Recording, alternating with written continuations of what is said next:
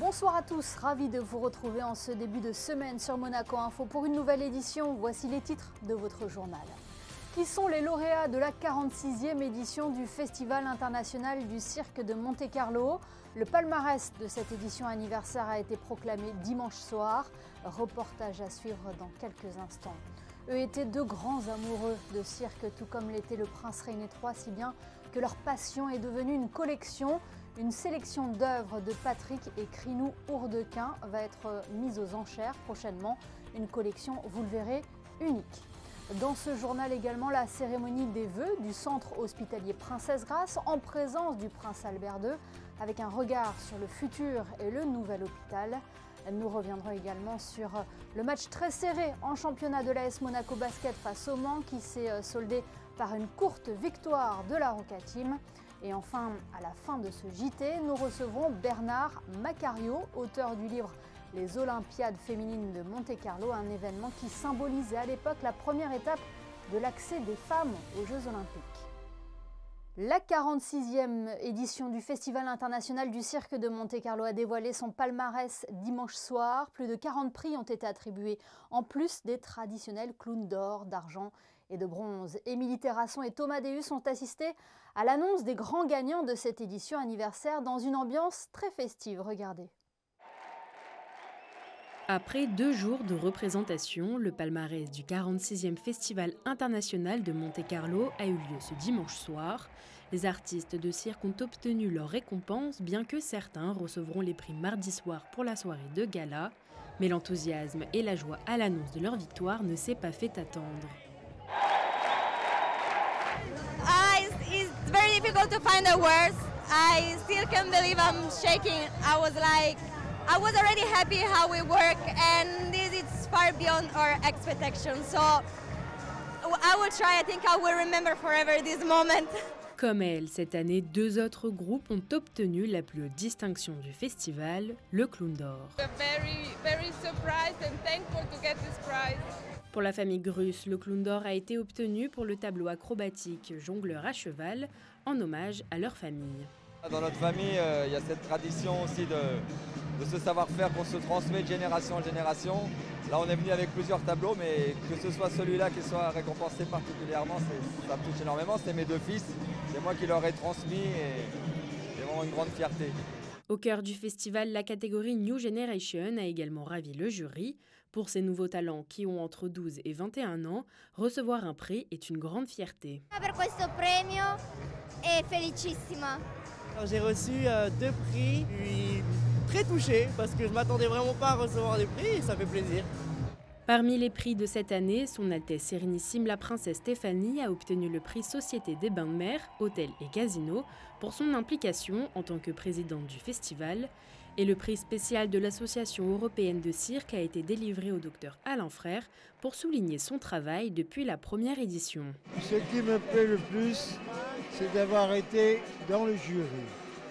Parce que c'est pour moi un grand honneur, moi qui ai eu le bonheur d'être au premier festival du cirque. C'est un honneur et un bonheur, c'est aussi une chance. La soirée s'est poursuivie dans la bonne humeur. Les vainqueurs se produisent jusqu'à dimanche sous le chapiteau du festival, de quoi permettre à ceux qui le désirent de pouvoir venir admirer ce beau spectacle. Et pour compléter ce palmarès, l'Union des commerçants et artisans de Monaco a annoncé ce matin les vainqueurs du concours des vitrines du cirque 2024. Le premier prix est revenu à Dubernay Gastronomie pour sa décoration autour des clowns. La marque Monoïco s'est également distinguée avec sa vitrine rendant hommage au cirque d'autrefois. Le 3e prix a été attribué quant à lui à Gramalia. Le cirque, c'était sa passion. Patrick Hourdequin était un féru de l'art du cirque, si bien qu'il avait entamé avec sa femme Krinou une importante collection qui aujourd'hui est mise aux enchères en principauté des lots variés, tous aussi uniques les uns que les autres, glanés au fil d'un amour débordant pour le cirque. Le reportage de Christine Datomel et Lionel Bernardi. L'essentiel des œuvres exposées proviennent de la collection de Patrick Hourdequin, l'ancien directeur du Théâtre Princesse Grace et conseiller artistique du Festival du cirque de Monte-Carlo. Décédé il y a 8 ans de cela, ce féru de cirque a consacré toute sa vie à cet art, une passion qu'il a partagée d'ailleurs avec son épouse Krinou. C'est donc leur collection éclectique de tableaux, sculptures et objets divers qui racontent leur histoire, qui seront mises aux enchères ce jeudi à l'Hôtel des Ventes de Monte-Carlo sur le quai Antoine Ier. C'est une collection qui a été commencée très tôt, ça a été la passion de toute une vie. Donc avec des choses qu'il a commencé à glaner en étant jeune et ils ont poursuivi la collection avec son épouse tout au long de leur vie. Donc c'est vraiment le reflet d'une vraie passion avec des choses très variées, des tableaux, des affiches, des photos. La collection comportait aussi des pins, des cartes postales, des bronzes, enfin vraiment toutes sortes de choses, de la porcelaine, tout ce qui pouvait avoir un lien avec le cirque, des automates, vraiment beaucoup de choses, très variées. C'est une sélection dans leur immense collection, une sélection que nous avons faite en collaboration avec leurs enfants Alexandre et Sophie. C'était une passion absolument dévorante, très envahissante et c'est ce qui fait que malheureusement pour nous c'est très compliqué de conserver.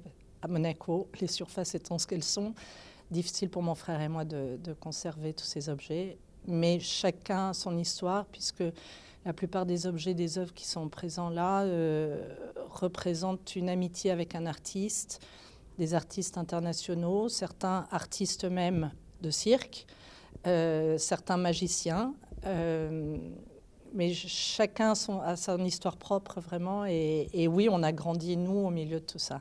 Alors si vous souhaitez voir l'étendue de cette collection, l'Hôtel des Ventes de Monte-Carlo vous ouvre ses portes demain et mercredi de 10h à 13h et de 14h à 18h, ainsi que le matin de la vente de 10h à midi.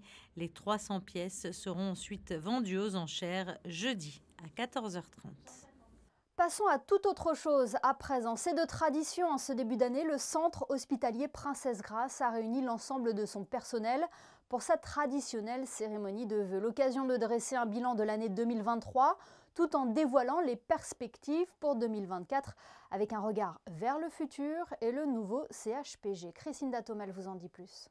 Établissement très important tant au niveau régional que national, le centre hospitalier Princesse Grace est un véritable fer de lance pour la santé à Monaco.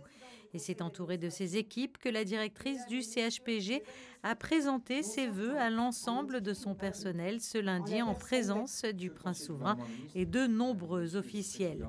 L'occasion de dresser un bilan pour l'année 2023, mais pas que. Un certain nombre de parcours de soins notamment ont été mis en place qui sous-entendent qu'en fait un patient pour une pathologie donnée, une problématique donnée, ne sera plus vu par un spécialiste d'organes mais par un ensemble de spécialistes qui auront une vision globale, une prise en charge continue de sa situation et permettront ainsi une prise plus personnalisée, plus adaptée à sa problématique. Alors que 2023 vient tout juste de se refermer, 2024 démarre donc sur les chapeaux de roue avec l'arrivée de nouveaux talents et d'un nouveau conseil d'administration au sein du CHPG. L'objectif, vous l'aurez compris, faire du centre hospitalier Princesse Grace encore et toujours un établissement de santé de référence. L'an passé, ce sont 83 000 patients qui ont été pris en charge par le CHPG. Un mot à présent sur les derniers résultats sportifs du jour. Hugo Nys s'est qualifié pour les quarts de finale de l'Open d'Australie en double. Le joueur de la Fédération monégasque de tennis et son coéquipier Jan Zelinski ont dominé la paire Glasspool-Roger. Ils affronteront au prochain tour les Allemands Hanfmann-Kopfer. En Corée du Sud, après sa 42e place en Super G, Hugo Leonelli a signé une belle 29e place en combiné ce matin aux Jeux Olympiques de la Jeunesse. Dans un tracé exigeant qui a amené plusieurs skieurs à la faute, le Monégasque s'en est bien sorti avec à la clé un top 30 que recherchent tous les coureurs. Prochain rendez-vous ce mercredi avec le slalom géant. En football, l'AS Monaco connaît son futur adversaire en Coupe de France. Après sa victoire 3-1 face à Rodez, le club de la Principauté affrontera Rouen, club de National et tombeur de Toulouse, pour tenter de se qualifier pour les quarts de finale de la compétition. Le match aura lieu le jeudi 8 février à 20h45 au stade Robert Diochon. Sport toujours en basket, 2 jours après une victoire référence face au Real Madrid en Euroleague, la Roca Team affrontait Le Mans dimanche soir à Gaston Médecin à l'occasion de la 20e journée de Betclic Elite. Un match accrochée et finalement remportée par Monaco 78-74. Le résumé de la rencontre est signé Frédéric Elion. Monaco poursuit son parcours quasi parfait en Betclic Elite, 19 matchs, 18 victoires. Face au Mans dimanche soir à Gaston-Médecin, la Roca Team a semblé émoussée physiquement et vidée mentalement, logique 2 jours après la victoire majuscule face au Real Madrid en Euroleague. Mais les Monégasques ont su trouver les ressources pour l'emporter grâce à leur role player. Terry Tarpé, 15 points, 6 rebonds, a fait mal à ses anciens partenaires. Blossom Game, 13 points, a été précieux aussi bien près du cercle que grâce à son tir extérieur. La Roca Team est devant avant d'encaisser un 14-0 à cheval entre le deuxième et le troisième quart-temps. Jeans, meilleur marqueur côté Manso, avec 19 points propulse les siens en tête. Sur ce flotteur d'Abdou Ndoye, le MSB est à plus 6. Le match sera serré jusqu'au bout, avec jamais plus de 2 possessions d'écart au tableau d'affichage. Dans la dernière minute, Monaco repasse devant grâce à ce drive avec la faute d'Elio Kobo. Jeans a l'occasion de faire basculer le match, mais il perd le ballon sur l'ultime possession. 78-74, la Roca Team s'en sort. On reste dans le sport avec un livre, celui de notre prochain invité. Bernard Macario a publié l'an dernier Les Olympiades féminines de Monte-Carlo aux éditions Giletta. Cet ouvrage met en valeur cet événement qui a eu lieu en principauté de 1921 à 1923 et qui symbolisait la première étape de l'accès des femmes aux Jeux Olympiques. Bernard Macario est en duplex avec nous depuis le Comité olympique monégasque. Bonsoir. Bonsoir à vous. En cette année 2024, année des Jeux de Paris, nous avons voulu en savoir plus sur cette histoire, celle que vous relatez dans votre livre, Les Olympiades féminines de Monte-Carlo. Comment ont-elles été créées ? Eh bien justement, je crois que tout l'intérêt de la démarche que j'ai voulu faire, c'est qu'elles ont été créées à Monaco et à l'initiative de la principauté. Ce qui est quelque chose d'un petit peu délaissé dans l'histoire du sport et que j'ai voulu rétablir l'importance et le rôle précurseur qu'a joué la principauté. Oui, parce qu'on entend souvent le nom de la championne d'aviron, Alice Milla, pour évoquer la création de cet événement. Oui, et souvent d'ailleurs, et c'est à mon sens une erreur, en tout cas c'est ce que j'ai essayé de démontrer, Alice Milla, il ne s'agit pas de diminuer l'importance qu'elle a pu avoir, mais ce n'est pas elle qui est l'organisatrice de ces Olympiades. Comme je l'ai dit tout à l'heure, ça relève véritablement de l'initiative monégasque. Et même si Alice Milla assiste à la première Olympiade, à la deuxième aussi, et si elle est organisatrice de la troisième Olympiade, c'est-à-dire celle de 1923, elle prend, si je puis m'exprimer ainsi, le train en marche. En tout cas, ce qu'elle fait surtout, c'est qu'elle utilise le succès de la première Olympiade, notamment pour créer une fédération sportive féminine internationale en 1921 et organiser les premiers Jeux olympiques, entre guillemets, féminins en 1922. On entend donc que Monaco a été précurseur dans ce domaine. Il faut remettre aussi les choses dans leur contexte. À cette époque, les femmes n'ont pas un accès pleinement au sport de haut niveau. Elles participent de manière modérée aux Jeux. Alors essentiellement sur les sports considérés à l'époque comme féminins. C'est-à-dire ceux qui protègent la fragilité féminine, ceux qui ne mettent pas en cause leur fonction reproductrice, c'est-à-dire tous les sports qui évitent des efforts violents et continus, si vous voulez. Vous voyez, par exemple le tennis, par exemple le golf. Mais même dans ces sports, elles ne représentent qu'au maximum 2 à 3% des effectifs qui participent aux Jeux. Vous voyez, par exemple, les Jeux de Paris en 1900, puisque les femmes ne sont pas présentes aux Jeux de 1896, mais aux Jeux de Paris en 1900, sur près de 1000 participants, il n'y a que 20 jeunes femmes.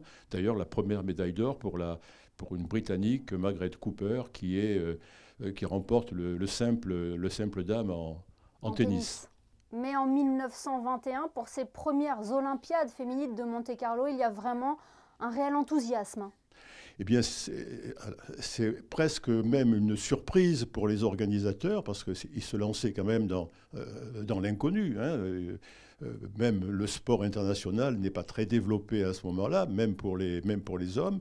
Et finalement, pendant une semaine, l'affluence ne baisse pas. D'ailleurs, dans l'ouvrage, il y a des photos de l'assistance, hein, sur les balcons, sur les terrasses du casino.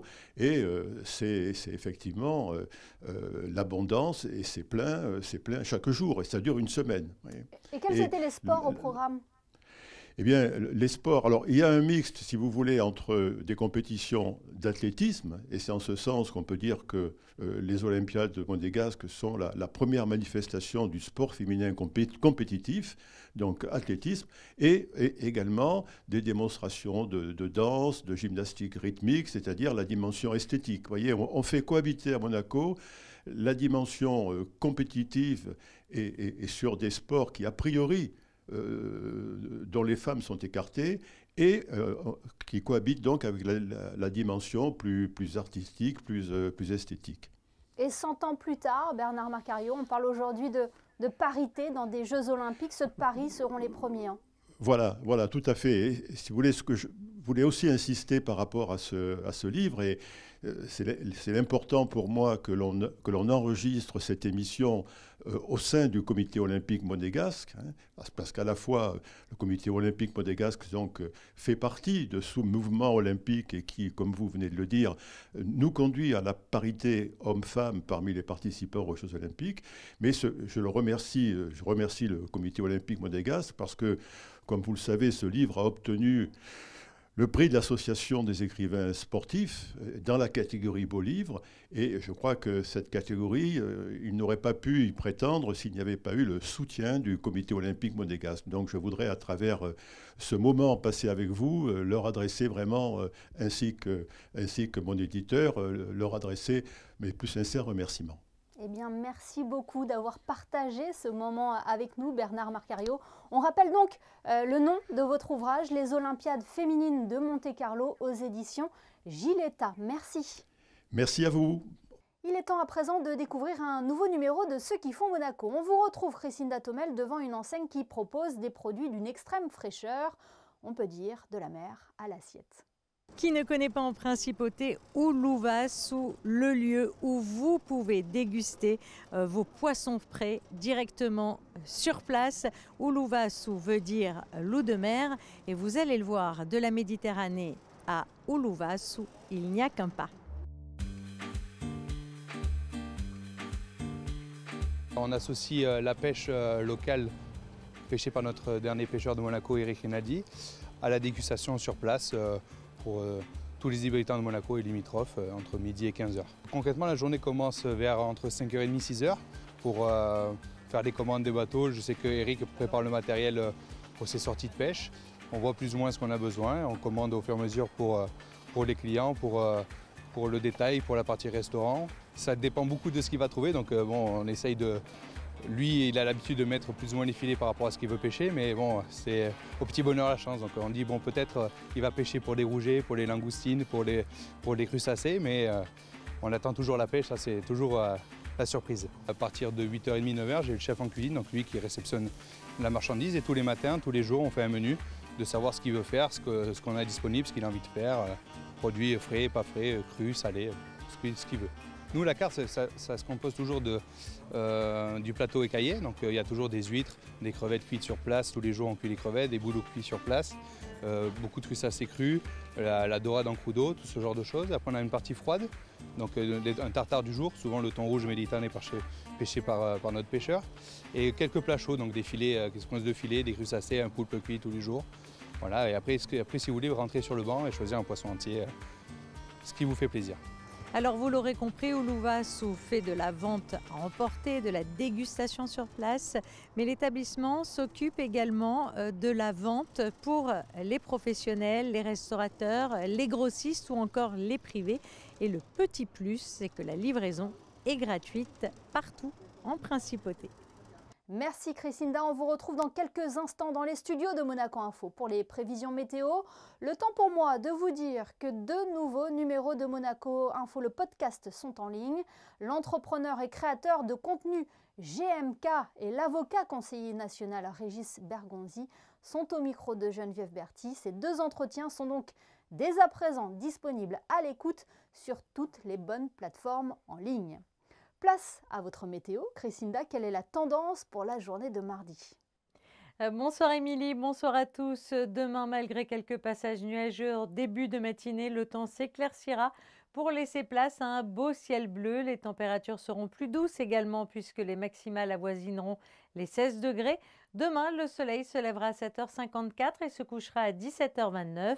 Et pour ce 23e jour de l'année, nous fêterons la Saint-Barnard, né à Lyon en 777. Il servit les armées de Charlemagne et fonda une abbaye à Romans, en Isère, où il terminera ses jours dans la prière en 842, Émilie.